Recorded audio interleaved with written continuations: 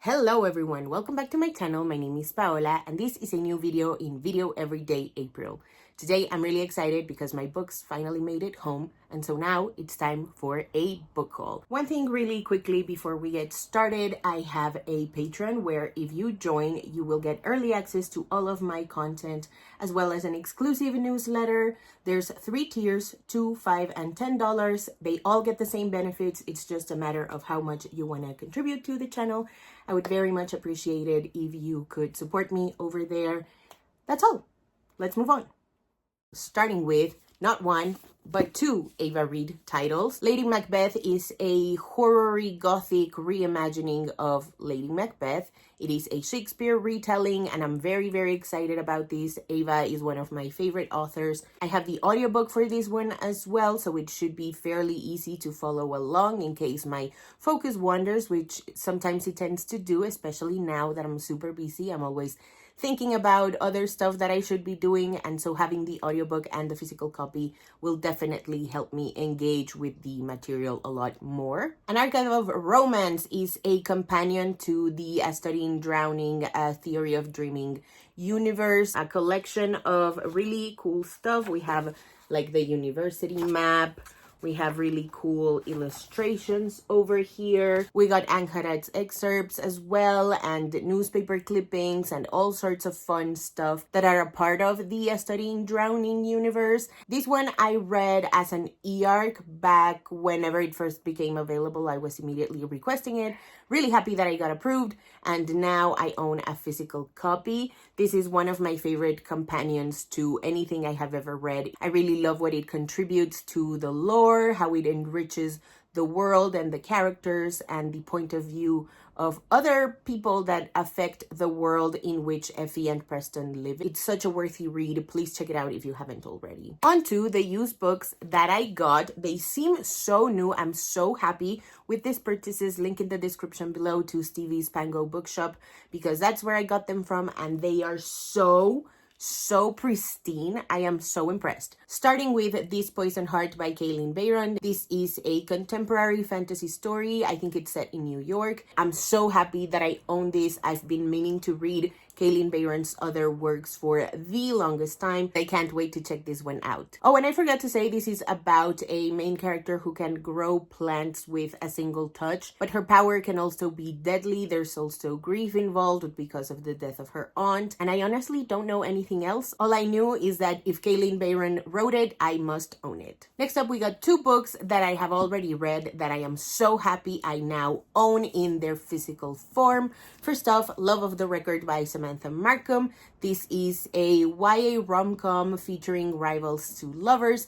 They are university students and they are up for the same position at their journalism club. So it's about them competing for the same position while also working together to sort of unveil the truth regarding something that's going on at the school that if I say anything, I feel like I am spoiling all the fun. So you should definitely check this one out if you haven't already. The audiobook is also fantastic, and I can't wait to reread it once again so that I can annotate my copy. The other book that I've read that I'm so happy to own is I'm Glad My Mom Died by Jeanette McCurdy.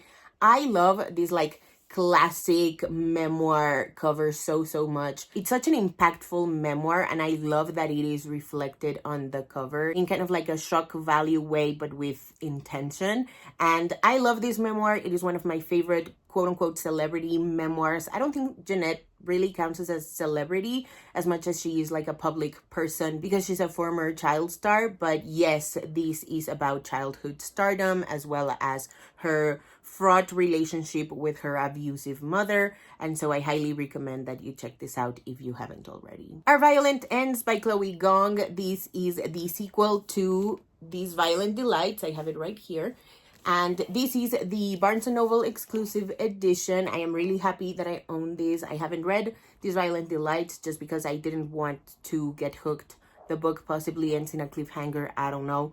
I just know that it is like a historical 1920s Taiwan set retelling of Romeo and Juliet. And I have no idea what I'm heading into. So I was like, it's best that I own the sequel now. Where Sleeping Girls Lie by Farida Abike Iyimide. This is YA mystery thriller. I guess it's also dark academia because it's set at a boarding school that inevitably harbors secrets regarding its foundations and stuff. I don't know. I just know that Farida Ibike Iyimide wrote it. She's also written Ace of Spades, which is another one of my favorite dark academia books.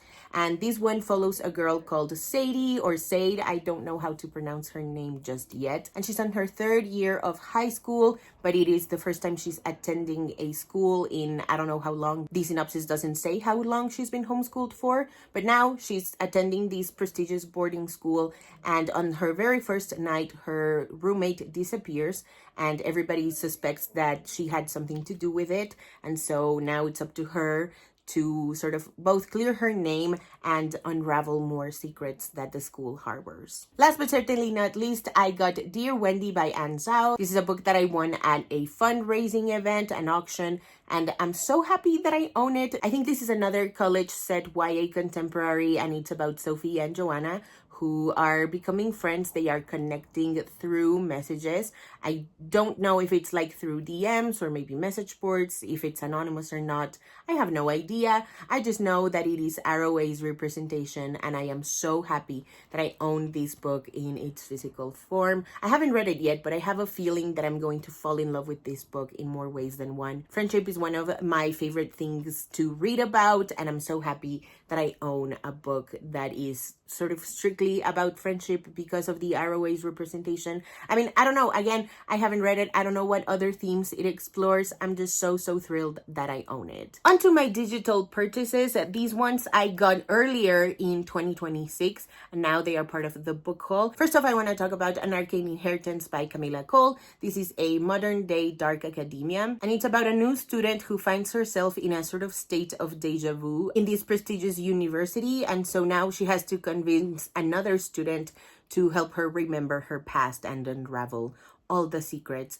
This sounds so interesting. I love that it's modern day dark academia. I love me some fantasy dark academia as well, but this one sounds also quite speculative, so I don't know. The cover is phenomenal and I love the author's presence online, so I cannot wait to check this one out. Second to last, I got Some Rom-Com by Olivia Dade, and this is a paranormal romance between two neighbors who team up during a zombie outbreak. The cover looks so fun. I hope the book is just as fun as well. I'm really happy that I own this book. I got this one on sale. It was like 43 pesos on Kobo. And yeah, this is another one that's quite high on my priorities in terms of my TBR because it is paranormal romance, and I have not read nearly enough titles for me to be like quite satisfied with the genre. So I'm really happy that I have this one to give me a further taste into the incredible subgenre. And last but certainly not least, I got a digital copy of Homegoing by Jia Jiesi. This is a collection of interconnected short stories that follows the parallel paths between two half-sisters, one of whom is married off to an Englishman and the other one is captured and sold into slavery.